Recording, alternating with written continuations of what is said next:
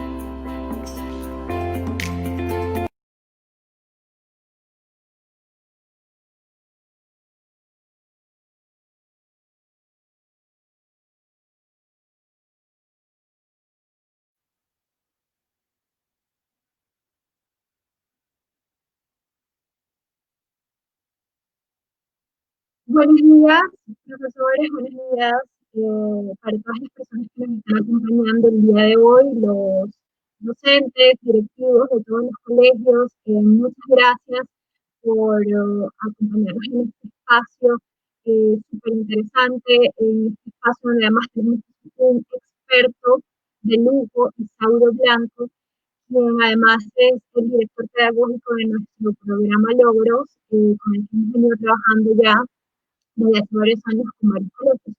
Hoy, primero que todo, quiero enviarles saludos a todas las personas que se están conectando, saludos para los del colegio, vamos a leer un poco acá, Colegio San José de la ciudad de Duitama, Colegio San Juan Pasto de la ciudad de Pasto, en fin, todos los colegios Colegio Mosquera Ríos, Bernardo Arias, Trujillo, saludos para todos los que se están conectando. Nos gustaría saber de dónde nos están viendo, de qué colegios son y de qué ciudad nos están acompañando el día de hoy.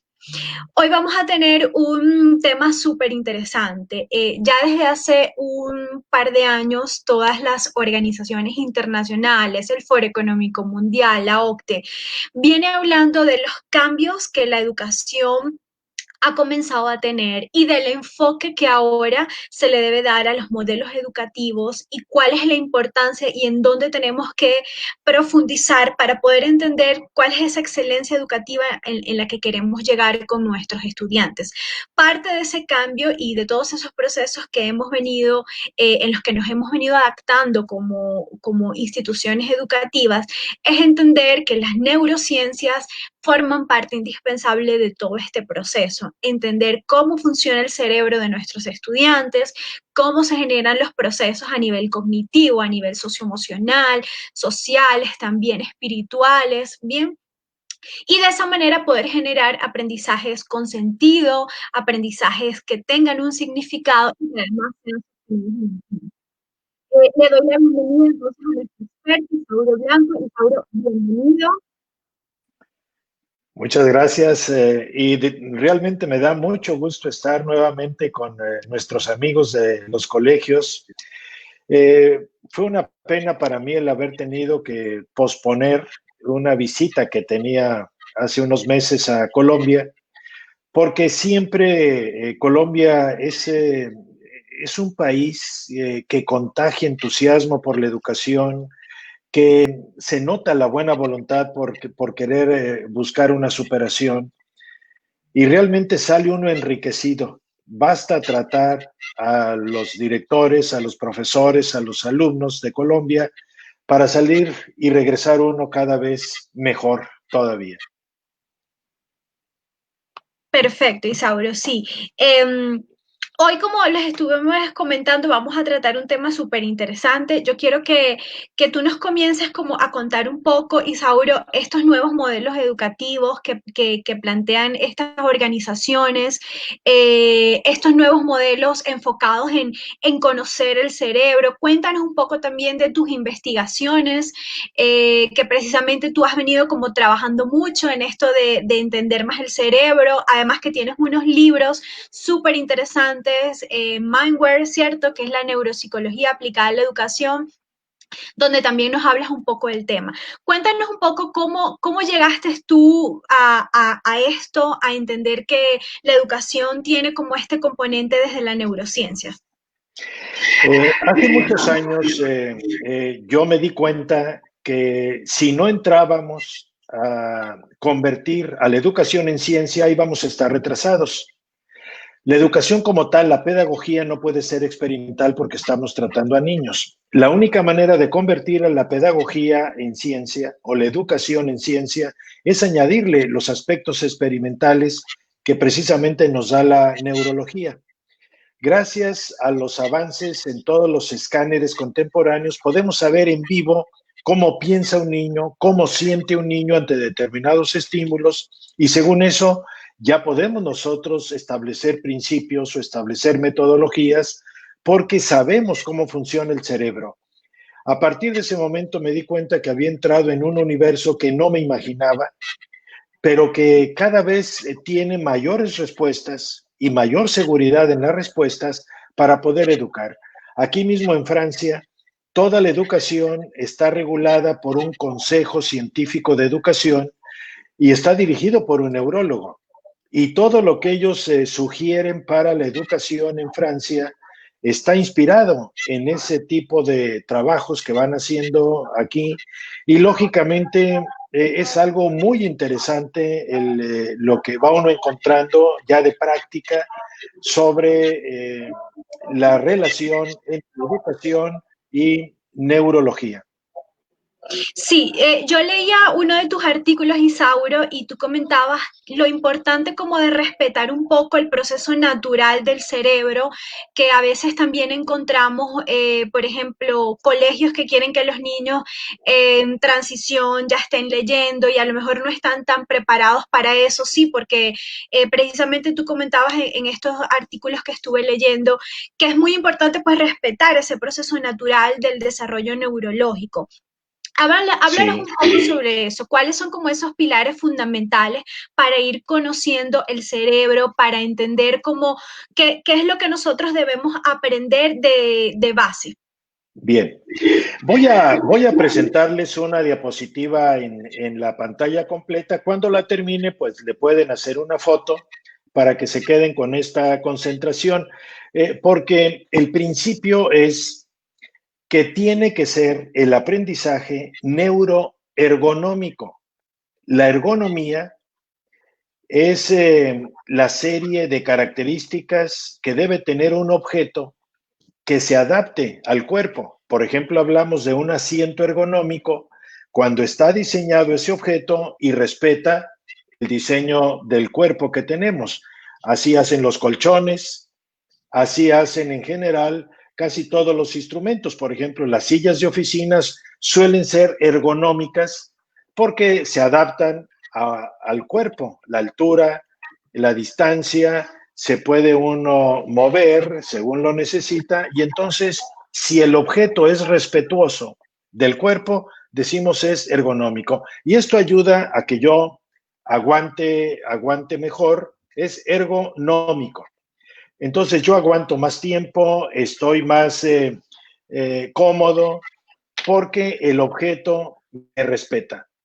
Y es por eso que voy a pasarles aquí cuál sería un respeto al cerebro para el aprendizaje y lo voy a dividir, Albani, en tres grandes partes. La primera tiene que ver con la preparación. Quiere decir, nosotros los profesores necesitamos propiciar, formar un estado interno en cada niño, porque el niño cuando llega al aula viene de casa y viene conectado con una determinada situación, quizá mamá regañó al niño antes de que se bajara, probablemente pasó mal la noche el niño, a lo mejor no tuvo una buena digestión,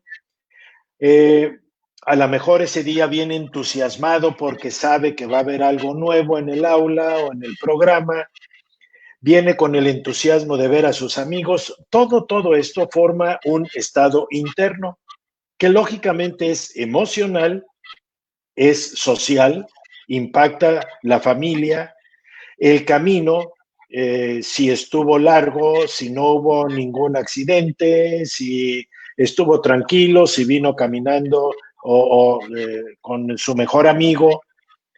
Es cultural que aquí ya entra todo el ambiente, la situación general, por ejemplo, ahora el estado interno de los niños por la pandemia suele ser de inseguridad, de soledad, no se siente muy cómodo, le han alterado sus rutinas y lógicamente su estado interno primeramente se enfoca a ver cómo resuelve esa situación y también el estado biológico, es decir, cómo está el niño, sobre todo en su salud, que no tenga alergias, en la alimentación y en el sueño.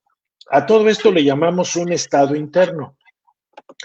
Cuando llegan los niños, cada profesor tiene que formar un estado interno adecuado para ese momento.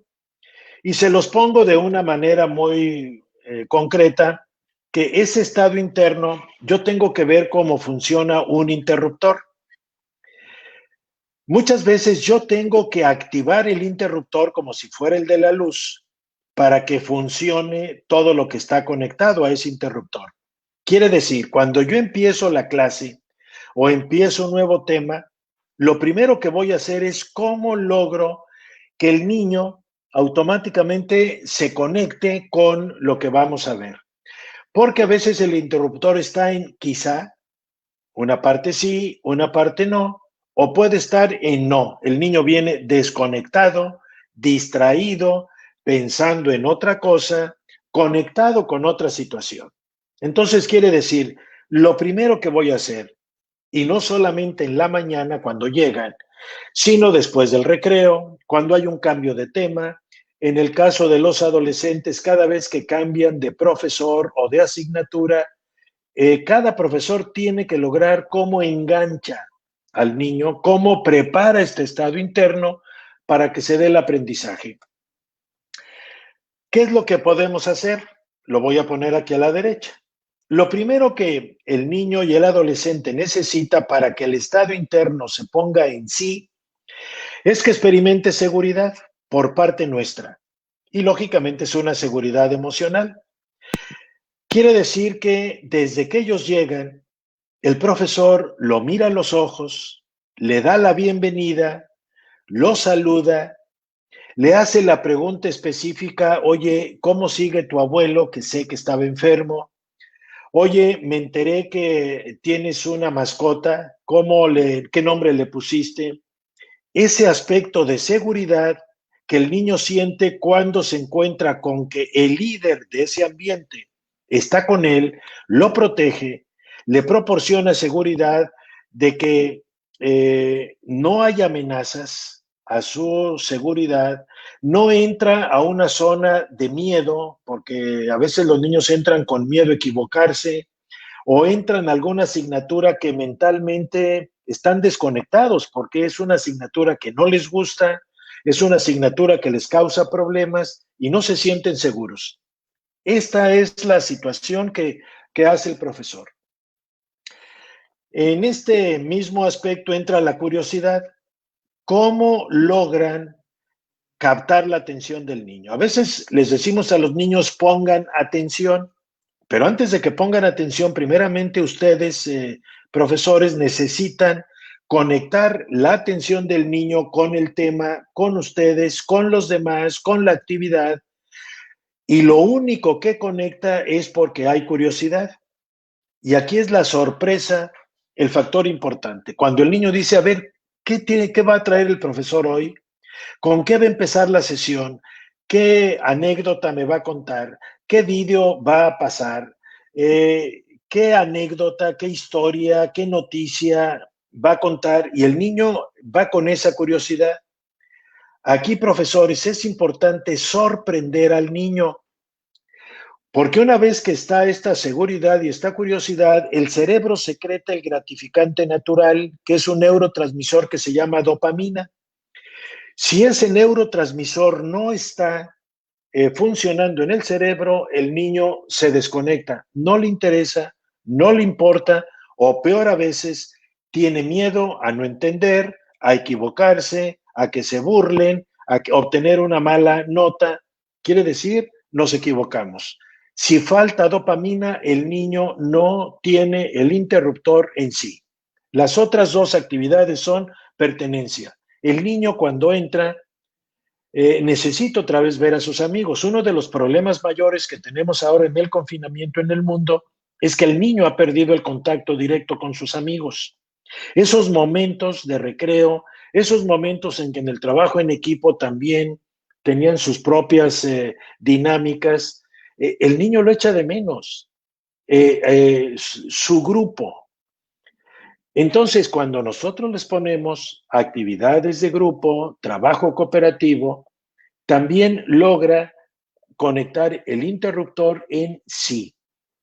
Y finalmente el desafío, que significa cuando el niño ve que tiene un reto a resolver, que hay algo que le va a implicar la utilización de recursos, de nuevas habilidades, que lo va a hacer avanzar, porque eso lo tienen todos los seres humanos. ese deseo de ser mejor, de superarse, de subir escalones. Y esto el niño lo tiene que captar en cada momento, cada vez que, repito, empiece el día, que hay un cambio de asignatura, que hay un cambio de tema, tiene que haber este primer elemento. Si este factor no se da, se van a olvidar de los que siguen, de los otros 12, porque esta es la llave, es el interruptor, el que me dice, ya está la energía lista, puedes echar a andar todos los equipos que estén conectados a este estado interno. Este sería el primero, Albani.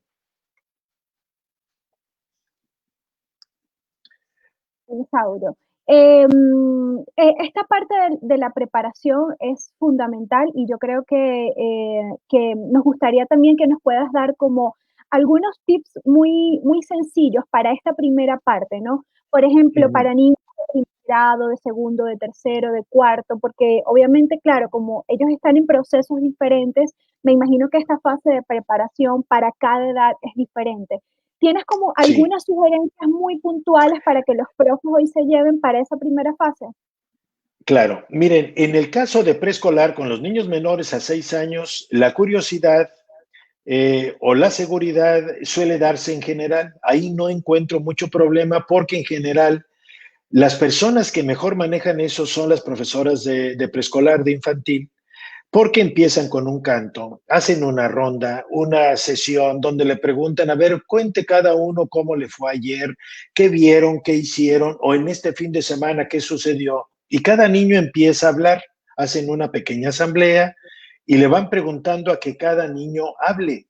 Al mismo tiempo, el profesor se entera de lo que ha sucedido. Esto también es útil que lo hagan más o menos hasta los 10 años de edad. Antes de iniciar el día, o por ejemplo ahora que van a regresar de la pandemia, cuando regresen, lo primero es cómo conecto al niño con este ambiente que se desconectó y que ni siquiera logró iniciarlo. Entonces, esas asambleas donde cada niño habla qué sintió, qué vivió, qué hizo en esa época en que no se vieron, es fundamental. Cuando son mayores y que ya el tema es el centro, aquí puede ser una noticia, por ejemplo, que tenga que ver con decir, ustedes se han enterado de este acontecimiento, salió aquí o en un noticiero de la televisión, vamos a analizar esto y lo relaciona con el tema que van a ver. Entonces, eso genera una curiosidad y genera un contacto.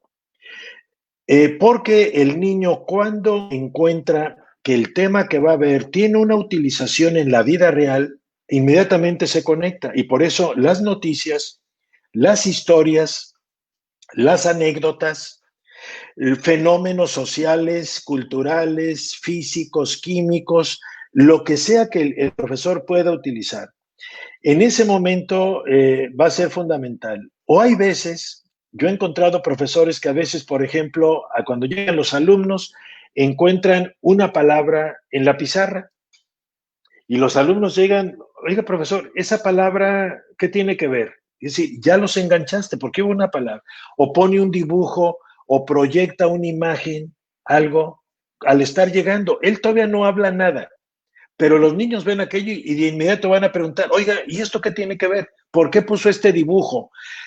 O les pongo un video y les puedo decir, voy a quitarle el sonido y ustedes se van a imaginar qué es lo que están diciendo, de acuerdo a las imágenes. Cualquier situación que sea nueva, inesperada, les va a ayudar. Por ejemplo, he visto profesores que tienen un sentido del humor, he visto a alguno que se disfrazaba según el tema que iba a dar. Y a veces venía con un sombrero de época. Si yo, profesor, ¿y este sombrero que trae por qué? Es que hoy vamos a hablar de... Y empieza, pero ya el sombrero hizo la conexión. Muchas veces el punto está en la entrada. Cuando el profesor, antes de iniciar la clase, tiene ese contacto de segundos con cada uno de ellos. ¿Cómo estás ahora? Ayer que te dolía esto, ¿cómo has seguido de tu tobillo, del puntapié que te dieron jugando? Oye, tu equipo favorito, ¿cómo le fue en este fin de semana en el fútbol? Lo que sea. O sea, ahí el profesor mientras más recursos tenga que hagan conexión con los intereses de los niños, es fundamental para que pueda lograr esta preparación. Sí, además que como tú has comentado en varias oportunidades, sobre todo en esta etapa adolescente, que estoy viendo aquí un poco en los comentarios, y dicen que es una de las etapas más difíciles, ¿cierto?, de manejar, Sí, de poder sí. gestionar. Los niños son muy emocionales y creo que estas Exacto. recomendaciones que das son totalmente oportunas porque precisamente lo conectan con la emoción del proceso de aprendizaje, ¿cierto? Sí. Sí, fíjense, por ejemplo, estuve revisando unos materiales de un profesor de matemáticas que estaba viendo probabilidad y estadística. Y entonces empezó diciendo, relacionándolo con el coronavirus. Y les ponía diferentes opciones. Por ejemplo, uno es, ¿qué probabilidad tiene tu equipo de ganar la liga? Y utilizaba el interés del equipo, sobre todo eran chicos, y a las niñas les ponía también algún tema, o sea, para cada alumno yo tengo que tener un tema de interés. El tema matemático es muy abstracto, y dice yo, ¿por qué me voy a interesar por probabilidad y estadística? Pero sí eso me sirve para decir, a ver, ¿qué probabilidad tengo de enfermarme? ¿Qué probabilidad tiene mi equipo de ganar? ¿Qué probabilidad tengo? Y puedo hacer una estadística del clima que voy a tener porque quiero hacer un viaje y quiero saber qué clima va a haber para ver qué ropa llevo y qué actividades tengo. Cualquier situación ayuda a conectar, pero eso es mucha creatividad. O sea, aquí el profesor tiene que salirse totalmente del contenido, tiene que salirse de la materia y su primera preocupación es qué le interesa a mis alumnos, a varios. Claro.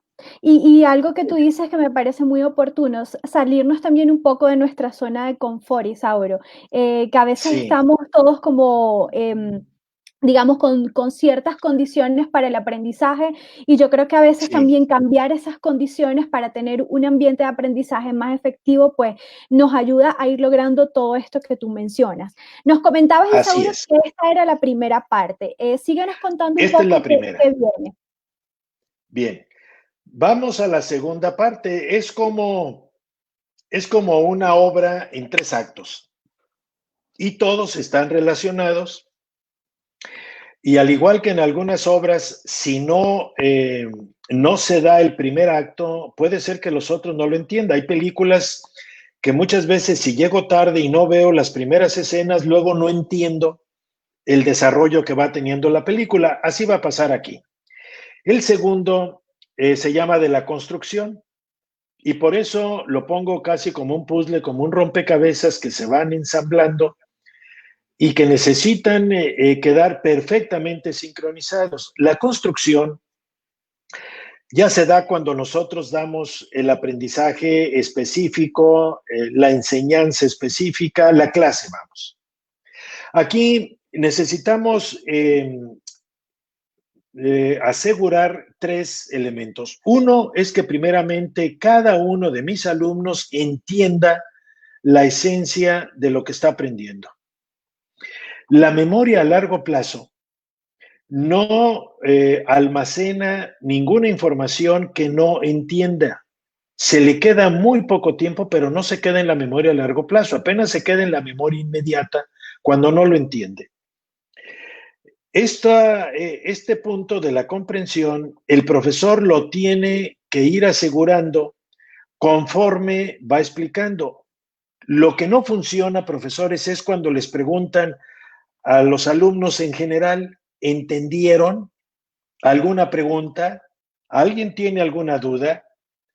Porque quiero decirles que normalmente el cerebro siempre busca darle sentido a lo que vaya entrando en él.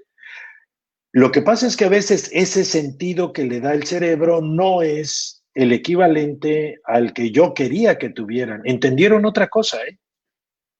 Entonces, la única manera de asegurar la comprensión es haciendo preguntas. O, por ejemplo, y voy a ponerles un ejemplo, si están viendo la suma, más que decirles, ¿ya saben entonces cuáles son los pasos de la suma?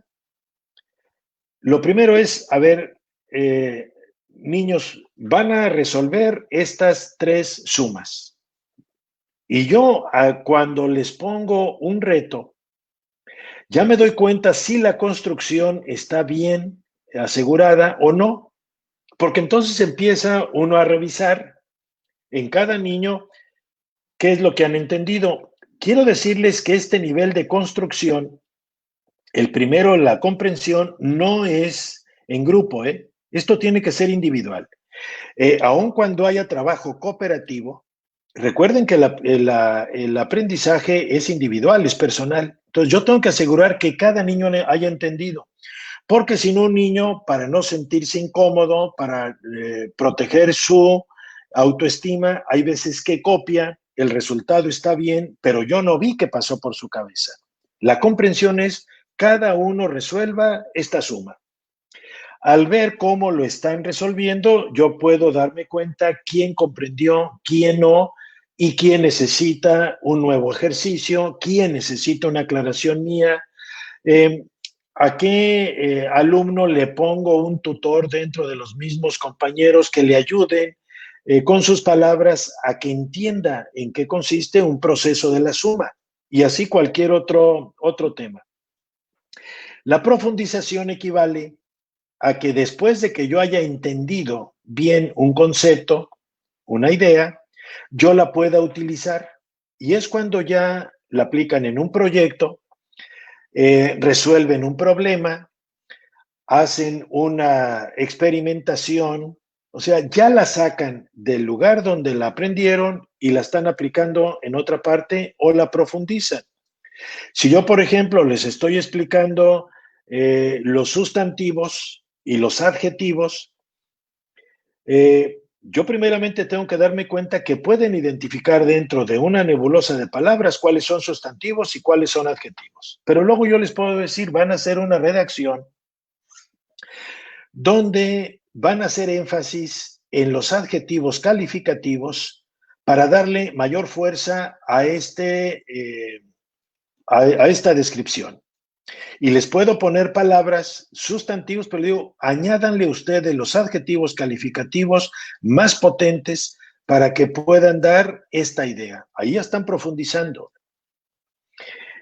En el caso de los niños pequeños en preescolar, muchas veces la profundización es cuando lo están usando en otra parte. Por ejemplo, gran parte de la comprensión del niño es lo que es el respeto a las normas de convivencia.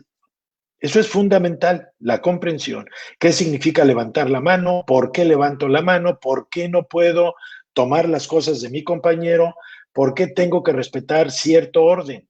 La profundización es cuando ya les decimos, de tarea en casa, le van a explicar a sus papás qué fue lo que aprendieron hoy y cómo lo van a aplicar. Y se los van a explicar a sus hermanos mayores y van ustedes a convertirse un poco en tutores de los demás para decir, oye, quedamos que aquí hay un orden para escoger la comida o para servirnos. Tú eres segundo y tú eres tercero, tú no puedes entrar primero. Una vez que se da la profundización, entonces sí se va a la memoria a largo plazo, que básicamente lo controla el hipocampo. El hipocampo es quien almacena procesos de pensamiento, quien almacena patrones. Por ejemplo, cuando nosotros ya aprendemos a montar en bicicleta, se queda en la memoria a largo plazo, se retiene y aunque pasen varios meses o años que no me suba a una bicicleta, cuando lo hago rápidamente lo recuerdo. El patrón del lenguaje que tenemos ya está en la memoria a largo plazo y se retiene mejor cuando ha seguido estos pasos. ¿Qué proceso seguir? 1. Les sugiero que primeramente un tema, una unidad didáctica, por así decir, ustedes la van a dividir. Una unidad didáctica generalmente no la alcanzan a cubrir en una sola sesión, sino que la dividen en 5 sesiones, 7 sesiones, 3 sesiones, lo que sea.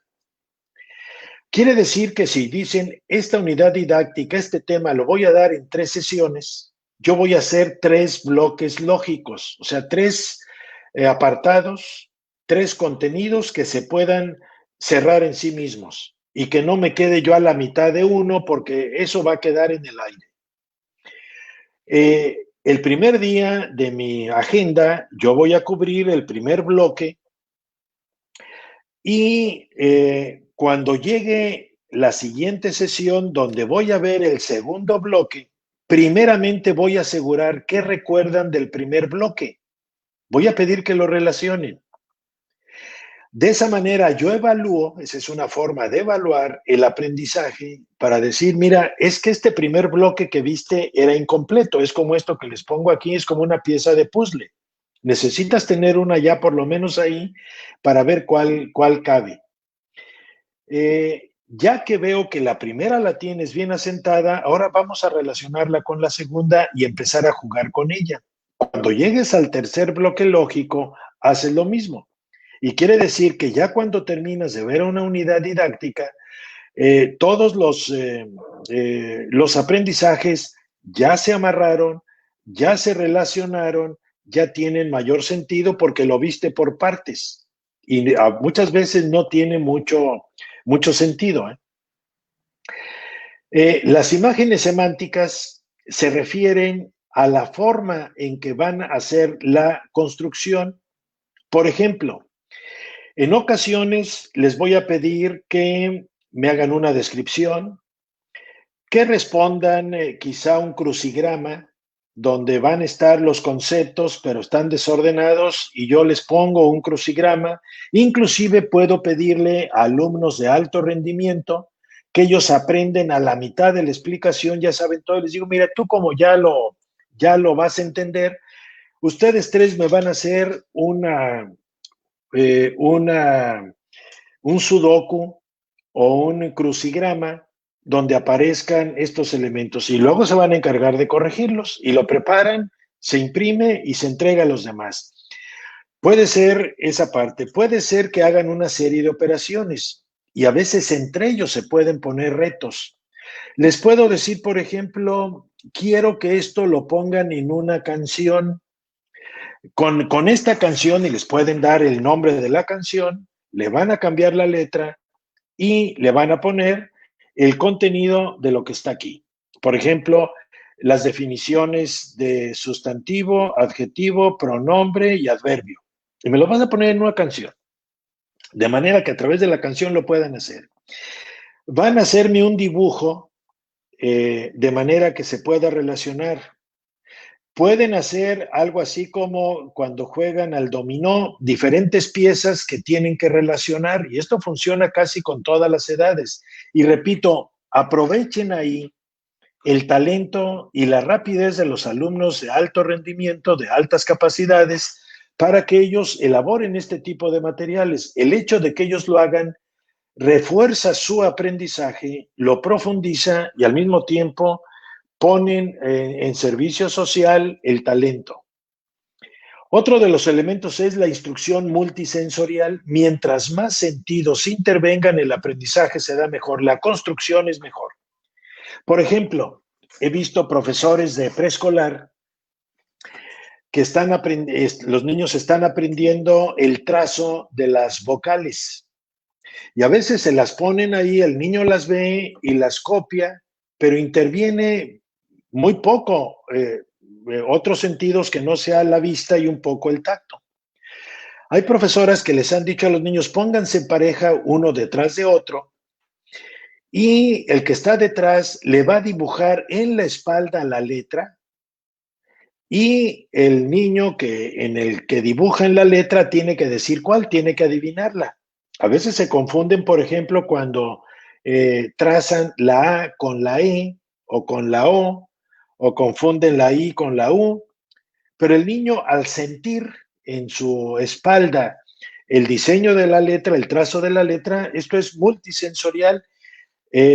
Las canciones son multisensoriales, los juegos son multisensoriales y ellos les pueden decir, por ejemplo, vamos a hacer un maratón, un juego de maratón o vamos a hacer un juego de los que son conocidos y vamos a ponerlo aquí. Vamos a hacer un memorama. Ustedes van a hacer cartitas con preguntas o con problemas Y conforme van avanzando los temas, las cartitas, el número de cartitas van creciendo, se van mezclando y van entrando de diferentes asignaturas y juegan, porque al reverso tienen que poner la respuesta, por ejemplo. Otro puede ser diferentes puntos de vista. A veces pueden hacer, sobre todo con los mayores, debates. A ver, vamos a ver con respecto a la evolución, qué decía Darwin y qué decía Lamarck. Y me van a decir qué tenían en común y qué era diferente. Y van a debatir cuál de los dos creen que está más de acuerdo a lo que sabemos actualmente de la evolución de la humanidad. O vamos a ver las diferencias entre Roma y Grecia en la cuestión de los mitos y de los dioses. Y empiezan ellos a decir, a ver, haciendo una comparación de culturas, un encuentro de opiniones, que esto funciona muy bien y se hace como debate, en donde pueden ellos empezar a retener porque han profundizado el aprendizaje. Este sería el segundo bloque. No sé si hay alguna pregunta.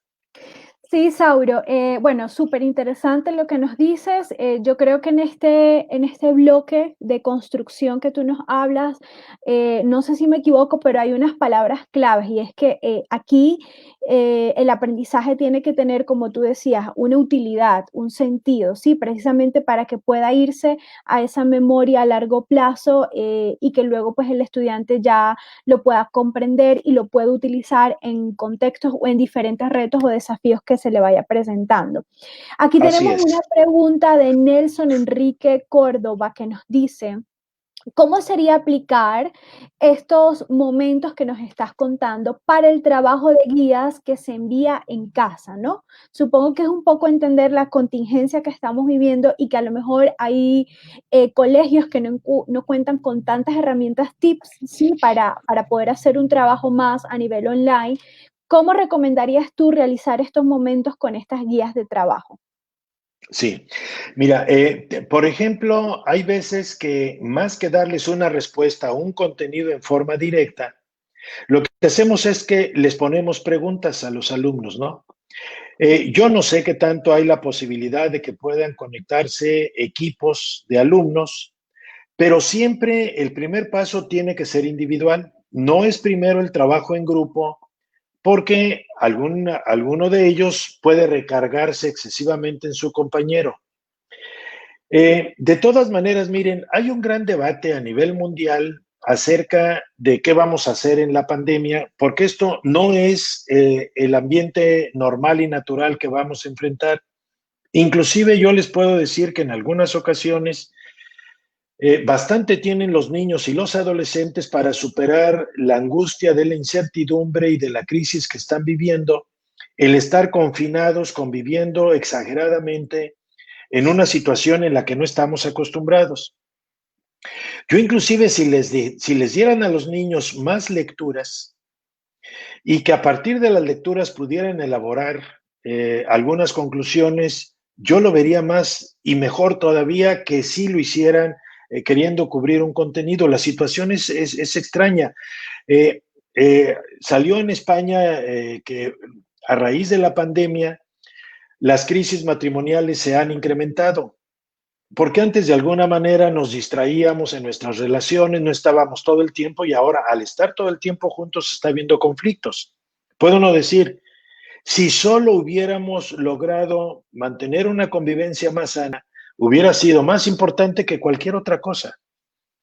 Entonces, yo entiendo que muchas de estas sugerencias pueden o no ser muy aplicables. Yo lo estoy viendo ya para la situación normal. O sea, no piensen que este confinamiento va a ser la situación normal. Yo tengo la esperanza en que esto que hemos vivido ya no nos tome de sorpresa si hay rebrotes. Antes no sabíamos nada, no estábamos preparados, la medicina, la política no estaba preparada y lógicamente fue muy sorpresiva. Y la escuela automáticamente de la noche a la mañana tuvo que hacer lo que fuera y ahora les estamos dejando a los padres esa situación y no lo podemos hacer. Los padres bastante tienen con mantener un orden en casa, con mantener una buena relación en sus hijos, con ver de qué manera administran el tiempo y los espacios, como para todavía querer profundizar en estos temas. Yo quiero ser bastante realista y de veras quitarles tanto a los padres como a los profesores esa carga que a veces les estamos poniendo en los países de que tienen que hacer magia, maravillas, y quieren que se logre en situaciones de excepción lo que difícilmente lo logramos en situaciones normales. Entonces yo les digo, ¿saben qué? Relájense un poco, dejen que los niños puedan salir de la mejor manera posible, que los padres puedan solucionar esta situación de la mejor manera posible y ya lo retomaremos, lo vamos a recuperar. Créanme que no podemos hacerlo todo auténticamente. Insisto, lo estoy dando sobre todo para cuando ustedes son los que tienen a sus alumnos en el aula y dirigen el proceso. Bien, además Isauro, que algo que dices es muy importante, el estrés dentro de un proceso de aprendizaje como que ralentiza más bien ese mismo proceso, ¿no? Entonces también un poco Claro. como entender que estamos viviendo una situación diferente, que nos estamos adaptando y que los niños también se están adaptando como a este nuevo proceso de aprendizaje. Entonces, Claro. a lo mejor también como ir tomando un poco de estas estrategias que tú das, pensando en un futuro, también podemos ir buscando la manera de cómo ir implementando los tips que nos has dado con ciertas preguntas que les podamos poner en las guías, que pueda como activar, ¿no?, esa primera parte que tú nos estás contando. Isauro, Sí. me cuentas entonces que esto tiene 3 momentos, ¿cierto? Ya nos explicaste el segundo. Vamos ahora hacia el tercer Bien. momento sobre este proceso. Bien, vamos al tercer acto de la obra, que es la consolidación. Aquí lo primero que necesitamos entender es que el cerebro está diseñado como procesador de esencias. Quiere decir, el hipocampo no almacena detalles. Eso lo mantenemos en la memoria inmediata o en la memoria operativa, la memoria de trabajo, pero la memoria a largo plazo no almacena esencias. Digo, no almacena detalles, almacena esencias. Por lo mismo es importante darles poca información relevante a los alumnos. Que, por ejemplo, en este momento del confinamiento, no podemos esperar que los niños puedan ver con los detalles que podíamos esperar cuando están en aula, a que ahora lo hagan solos o dependiendo de los padres. Si para nosotros, profesionales del aprendizaje, nos cuesta trabajo, imagínense para los padres que no están preparados. Y ellos mismos ahora seguramente están valorando mucho el trabajo que hacen ustedes como profesores, de decir qué difícil es gestionar esto. Y seguramente estarán admirando el que ellos con 1 o 2 o 3 hijos no logran y dicen, bueno, ¿y usted cómo le hace con 25 o 30? Y se dan cuenta el talento, la formación y la vocación que tienen ustedes para trabajar esto.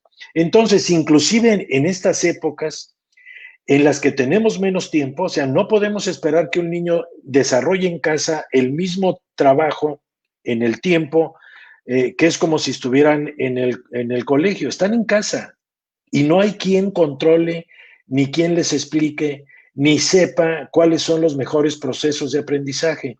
Esto nos va a llevar primero a que todos los temas jerarquícenlos. Y les sugiero que les pongan 3 asteriscos. O sea, el tema que es esencial para el aprendizaje le ponen 3 asteriscos. Es decir, ese no se lo pueden perder, ese lo tienen que dominar. 2 asteriscos. Es un conocimiento conveniente. 1 asterisco. Es un conocimiento útil. Cuando falta tiempo, esta jerarquía, que eso sí lo conocen los profesores, esta jerarquía me dice, mira, me falta tiempo, hubo un incidente, la agenda se trastornó, entramos en una pandemia. Déjate los de 3 asteriscos, muy pocos de 2 asteriscos y concéntrate en los 3 asteriscos, punto. Si el niño domina los 3 asteriscos, los temas de 3 asteriscos, se va a quedar con la esencia, que es lo que realmente guarda el cerebro. O sea, si nosotros los adultos nos hicieran una prueba de la química que estudiamos cuando estábamos en secundaria durante 1 año o 2 años, recordaríamos muy poco de detalles.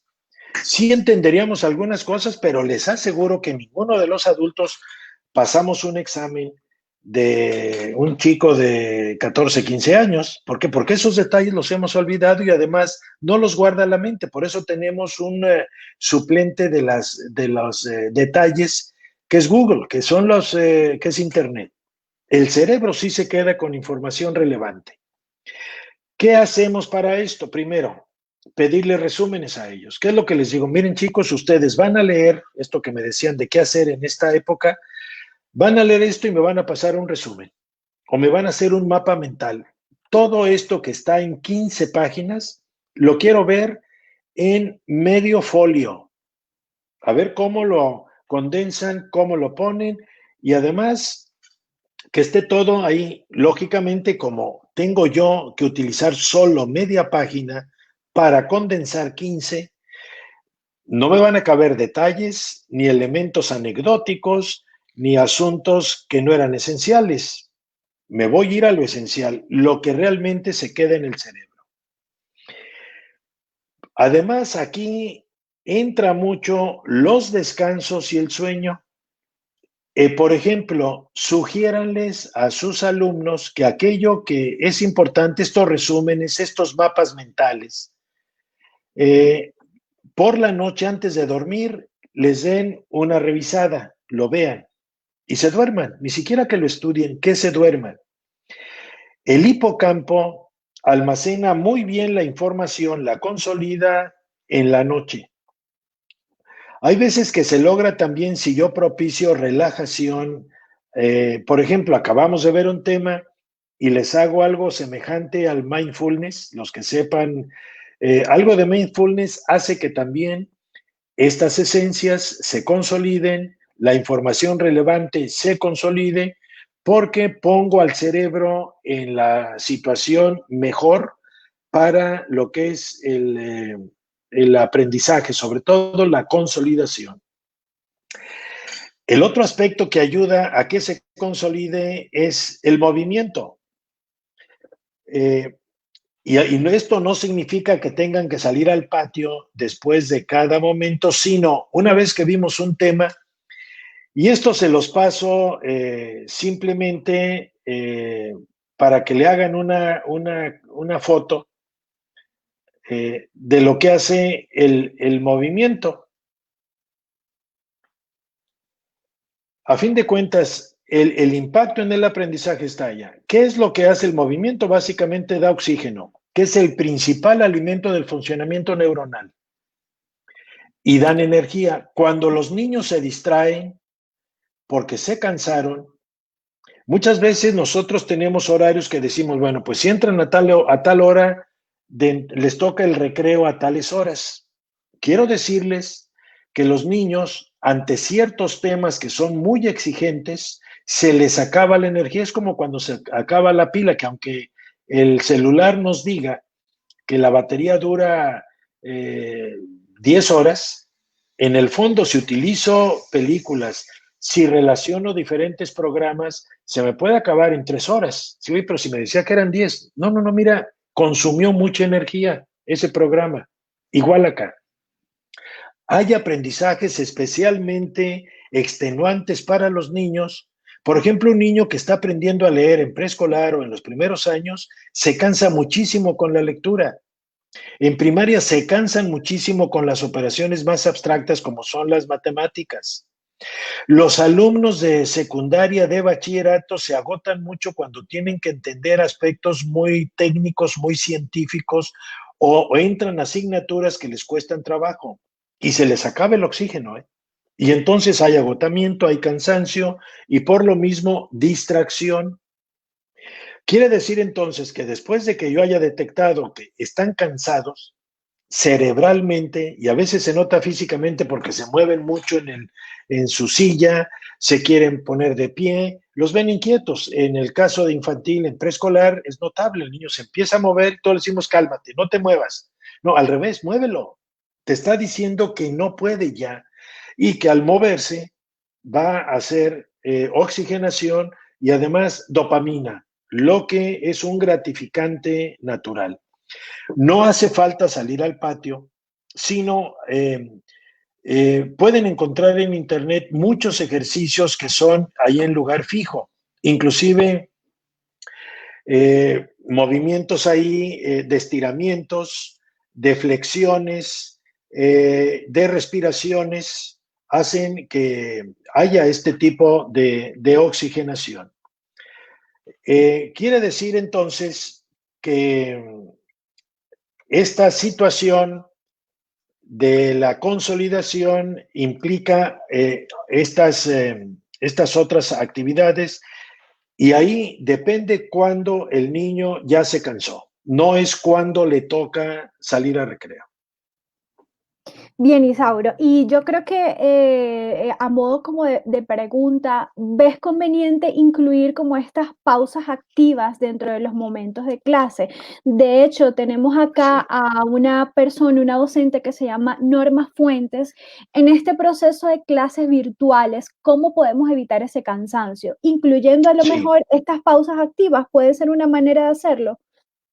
Sí, miren, inclusive un grupo de pedagogos rusos ha estudiado lo que llaman la curva del cansancio. O sea, ¿en qué momento estoy en el nivel óptimo que si yo tengo que utilizar funciones intelectuales, tengo rendimiento? En el adulto, cuando estamos en un trabajo intelectual profundo, lo más que aguantamos son 2 horas. Quiere decir, los adultos, quiere decir, con 2 horas yo tengo que parar, caminar, estirarme, respirar, lo que sea. Con los niños y con los adolescentes depende mucho lo que los agote, pero yo les diría, no pasan de 1 hora los adolescentes. Los niños de menores de 10 años, casi cada media hora necesitan un poco de movimiento. Quiere decir, yo tengo que diseñar, a ver, esto media hora y un poco de ejercicio. Adolescentes, 1 hora, ejercicio. Adultos, 2 horas, ejercicio. Y repito, puede ser caminar, puede ser estirar. También la risa hace ese mismo efecto. La risa, el contar chistes. Entonces, en el caso de adolescentes y chicos, antes de iniciar el tema o en un cambio de clase, tienen 5 minutos para reír. Decir, oye, pero voy a perder 5 minutos de mi clase. No es que los pierdas. En el fondo estás asegurando que el aprendizaje, por el respeto al cerebro, aprenda. Y si no, puede ser que no aprendan nada porque su cerebro, primero, no está preparado, está en apagado, está en rojo, y de nada va a servir, o sea, no va a aprender. Entonces, tienes otra vez que encenderlo y gran parte de lo que desconecta es el cansancio. Tan es así que nosotros mismos, cuando estamos muy cansados, nos quedamos dormidos. Así esté muy interesante lo que estoy viendo, leyendo, me duermo, me desconecto, porque mi curva de cansancio ya llegó a su máximo. Bien, Isauro, y creo que es súper importante como precisamente saber en cada etapa cómo podemos ir incluyendo, como nos estás comentando, estos momentos de pausas activas. Isauro, hemos tenido muchas preguntas sobre el tema de los estudiantes de inclusión, los estudiantes que tienen procesos de aprendizajes que son pues un poco diferentes.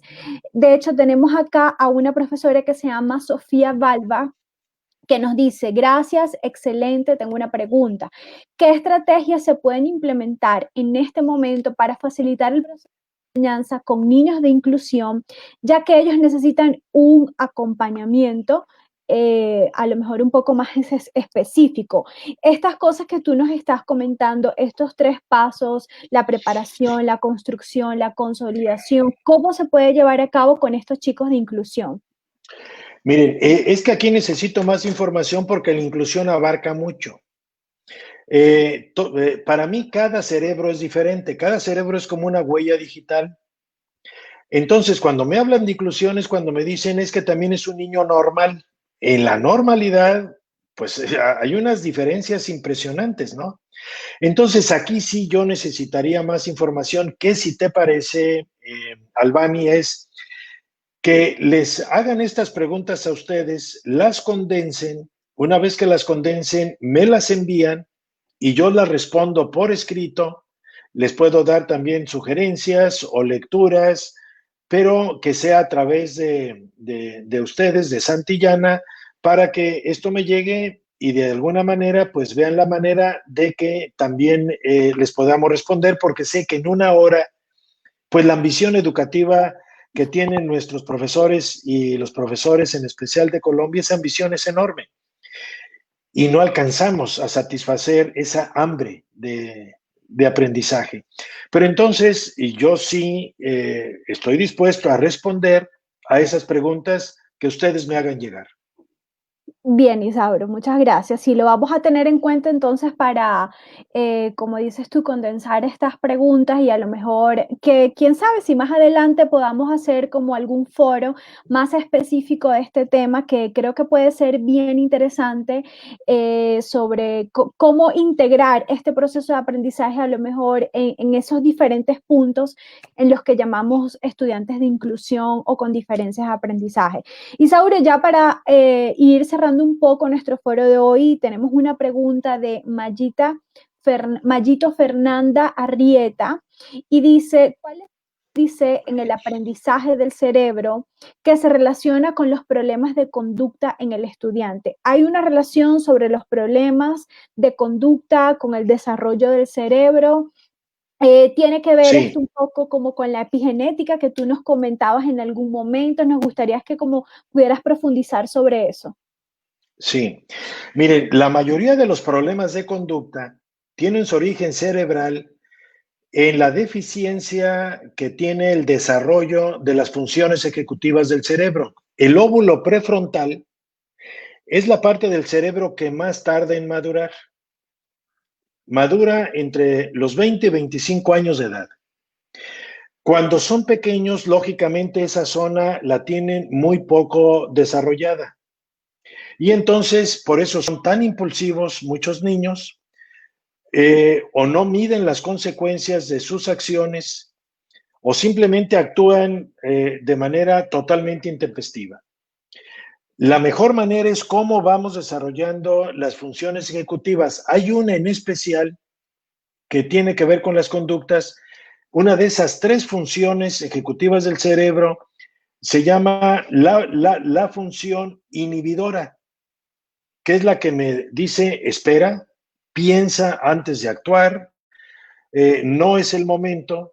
Y aquí también depende de la edad en la que, para poderles darles sugerencias, pero a veces, por ejemplo, los juegos de estrategia, por ejemplo, si a estos niños les enseñan a jugar ajedrez, hace una función inhibidora, porque tengo que pensar qué movimiento voy a hacer, porque si no el otro me va a ganar. Pueden empezar con funciones o con juegos más tranquilos, como pueden ser damas chinas o damas españolas. No sé si lo conocen ahí, ese de que van saltando con canicas para llegar hasta el otro extremo, o cuando comen la pieza a otra persona, ¿no? Todos los juegos que ayuden a dilatar la respuesta les ayuda. Lo peor es que simplemente regañen al niño o lo sancionen porque se equivocó. Igualmente, ayuda mucho el trabajo con puzzles, con rompecabezas. Empiecen con piezas, con 25 piezas, no les pongan 100 porque no va a poder. Y además, también estas funciones ejecutivas es que nosotros le prestamos al niño nuestro propio lóbulo prefrontal. Por ejemplo, yo le puedo decir al niño que prevea, mira, vamos a ir a tal lugar. Este lugar es así, así, así. Esto para ti es muy nuevo y puede ser que te confunda, que te sobreestimule, y puede ser que no lo puedas controlar. A ver, si va a ser así, ¿qué vas a hacer? Ah, pues voy a hacer esto y aquello. Muy bien. Y si pasa esto, pues puedo hacer esto. Si te equivocas, ¿cómo lo corriges? Ah, pues haría esto. Esta anticipación a eventos nuevos ayuda mucho a los niños, ¿eh? Pero repito, aquí sí depende mucho de la edad para decirles, miren, las funciones ejecutivas, si son en niños pequeños, es así, y según las edades, sugiero esto. Por eso di algo más amplio. Más amplio, bien. Bueno, nos gustaría que todos puedan participar y que nos puedan contar con una palabra un poco qué se llevan de la experiencia que tuvimos hoy para ir cerrando. ¿Qué fue lo más significativo de todo este espacio de aprendizaje con Isauro que se llevan? Nos gustaría que en los comentarios nos pudieran ir diciendo como que con una palabra o con una frase qué se llevan el día de hoy. Y antes de leerlos a ustedes, Isauro, ya para cerrar, danos un mensaje que nos podamos llevar del día de hoy sobre todo este proceso. Danos un mensaje sobre los modelos educativos, la enseñanza, la pasión que debemos tener por el proceso de aprendizaje. Nosotros como docentes que estamos activos en este proceso de educación, darles un mensaje como a todos esos docentes que además te quieren mucho, te tienen mucho cariño, siempre se conectan en tus foros porque además son excelentes y tienen unos aportes increíbles. Dales un mensaje a ellos. Bien, les voy a contar un cuento.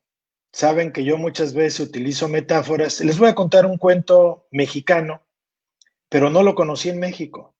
Lo conocí aquí en Francia. El cuento es este. El viejo Antonio cazó un león de montaña con su vieja escopeta de chispa. Yo me había burlado de su arma días antes. Estas armas se usaban cuando Hernán Cortés conquistó a México, le dije. ¿Él se defendió? Sí, claro que sí. Pero mira ahora en manos de quién está. El león es fuerte porque los otros animales son débiles. El león no mata con las garras o con los colmillos. El león mata mirando. El pobre animalito que va a morir se queda viendo. Mira al león que lo observa. El animalito ya no se ve él mismo. Es entonces cuando se le entumecen los huesos y se rinde. El león se lo zampa de inmediato. Pero hay un animalito que no hace así. Que cuando lo topa el león, no hace caso y sigue como si nada. Y si el león lo manotea, él contesta con un zarpazo de sus manitas, que son pequeñas, pero duele. Y este animalito no se deja del león porque no mira que lo miran. Es ciego. Topo se llama este animalito. El topo se quedó ciego porque en lugar de ver hacia afuera, se puso a mirar el corazón.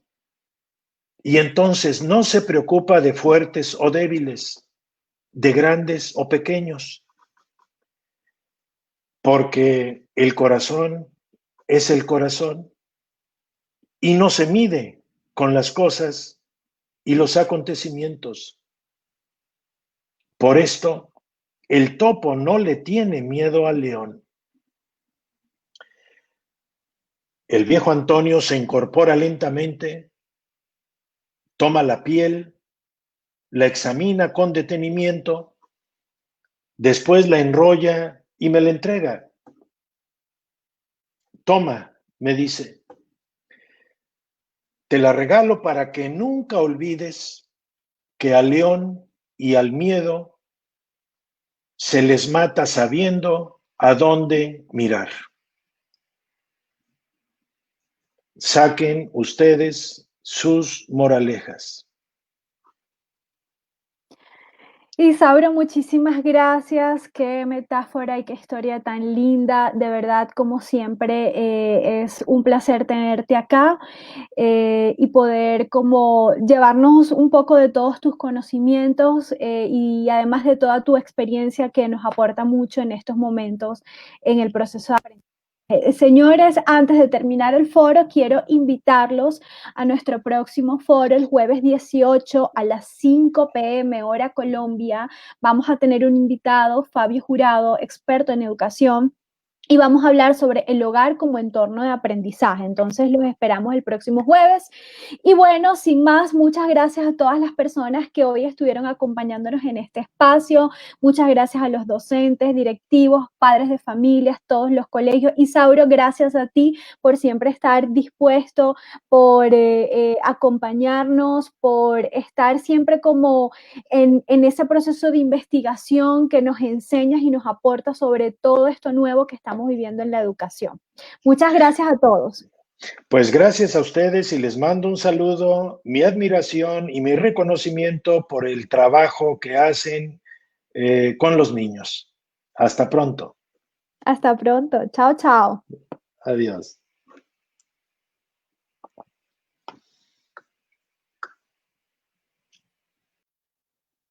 ¿Listo?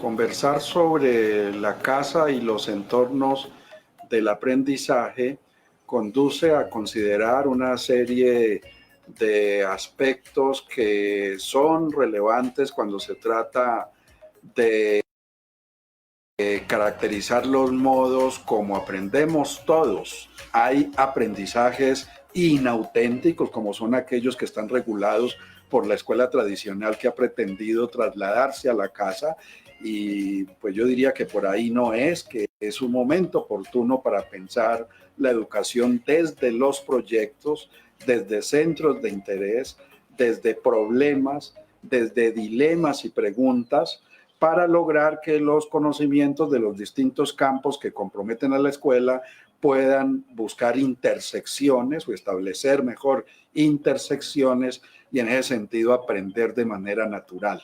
Esto es lo que vamos a tratar en el foro conversatorio que tendremos próximamente.